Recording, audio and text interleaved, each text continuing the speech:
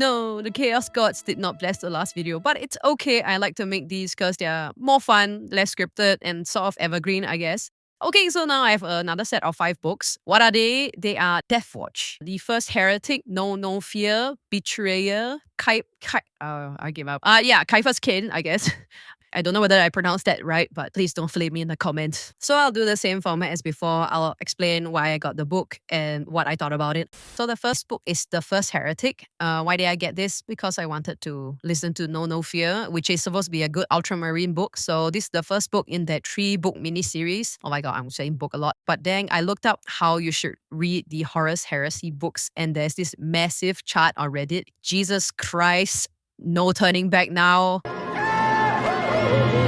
So this one's similar to Fulgrim, where you sort of know the ending and it's the journey that makes it interesting. And damn, this journey is interesting. You get to see the Emperor telling his Primarch son, Lorgar, son, you aren't hitting your KPI, and giving him custodes, babysitters to watch him. So this is my first time actually seeing custodes in action, and dang, they are so cool. But as a Primarch, I really dislike Lorgar. Like when his sons need him, he retreats and hides away with indecision. And that is not how a leader should act. And he constantly goes against the Emperor's wishes. He was almost killed by a custodes if not for his sons intervening and sacrificing themselves. And he did nothing. He didn't even bring a weapon. That is such an amateur move right there. Even the traitor legions don't like Lorgar. So it just goes to show how despicable and unlikable this Primarch is. The other part that I really like about this book is the relationship between Argyle and Cyrene is adorable. Cyrene and the Argyle are just so sweet together, but it's so tragic though. Yeah, Aaron Dembski-Bowden gave me another mixed feelings ending, so I'm like, okay. Okay, next is No Fear. And one word to summarize my feelings about the book is cinematic. This should be a film. Some of the scenes are just so epic and described so well, and the pacing and the way things are structured, you feel like you're witnessing a movie play out right in front of you. The first part of the book was also kind of like 24, you know, that TV series with Keita Sutherland, like hour by hour playthrough. And oh man, micromanage me, Gillivan. I really wish my bosses were a fraction of his capabilities.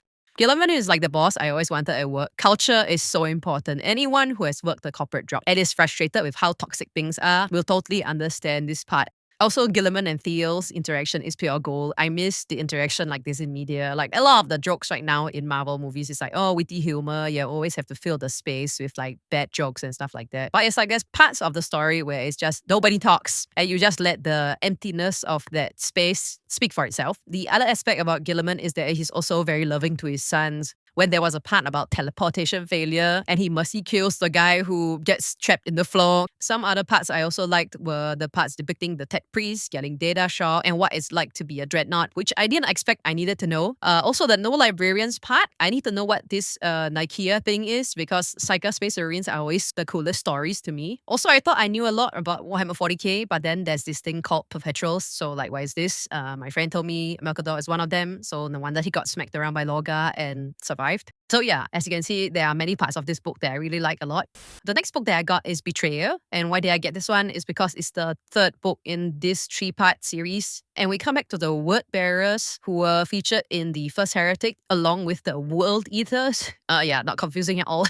This is my first time actually experiencing Angron, and he's so fucking extreme yet so base. Angron is so straightforward, it's almost endearing. And I really like the description of pain in this book because it's so accurate. Like the ticks are so bad that you can't even open your eyes, which is so realistic. But man, Argyle and Cyrene, or Serene now as it's pronounced, man, I am just like Romeo and Juliet, man. Lotara Saren is also really badass. Can we get more of these kind of female characters, please? Not these stupid girl bosses. Also, I have mixed feelings at the end. Khan is a super cool character and I love how I get the Erebus memes now, but a lot of stuff happens and people live and die. It took me a while to finish this one. I feel the traitor Primarchs are so tragic. It's tough. I feel for them and their sons usually pay for it, so it's super sad.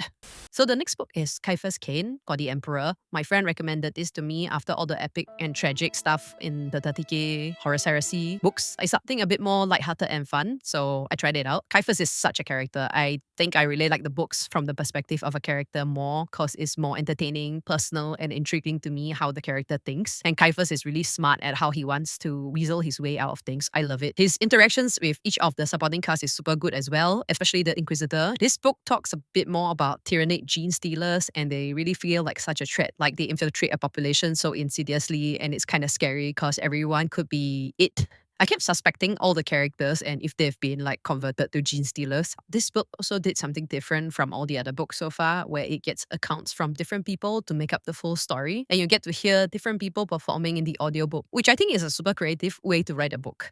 For the 30k books, which have large settings and many characters, it's always hard for me to keep track of all the characters, and I would have to refer to the wiki page to remind myself who is who. So sometimes I just don't remember the names and let it play out because they might just die halfway through anyways, and I just didn't need to care so much. Whereas every death in Caiaphas hits really hard for me because we spend so much time with them. So I'll definitely be getting more books from this series because this one was so fun. The last book is Deathwatch. Why did I get this? Because Space Marine 2 featured them and I am curious to know more, especially so I can flesh out my Wait, what?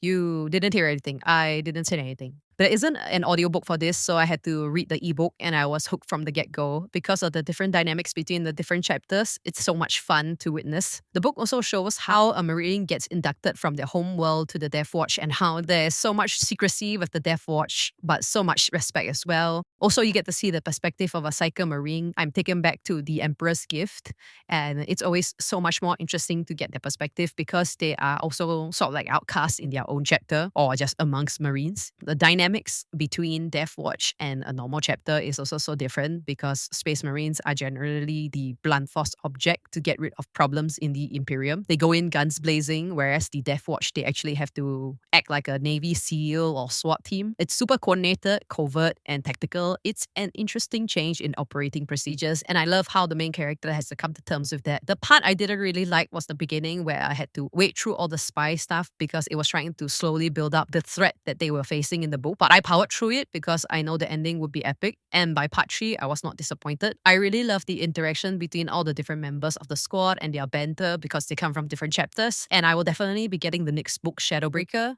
But it's unfortunate that there won't be a third book. I found a thread on Reddit talking about it with a post on X from the author, but I can't find it now. So if I find it, I'll put it in the comments. I didn't get much comments on the last video, but I bought The Infinite and the Divine, so I will definitely be reading that. Oaths of Damnation is also up there now because there's an exorcist in the Deathwatch squad, so I need to learn more about that. Someone else made a new comment on the first video to get Death or Glory from Caiaphas Cain series, so I'll definitely check that out because of how much I enjoyed For the Emperor. I also want to start the Dark Imperium trilogy because I now need more of Daddy Gilliman. My friend also recommended The Unremembered Empire because that's where you get to see Daddy Gilliman and his mom, which sounds sweet. Another friend also recommended Dead Man Walking. So yeah, my list is growing and I hope my wallet can take it.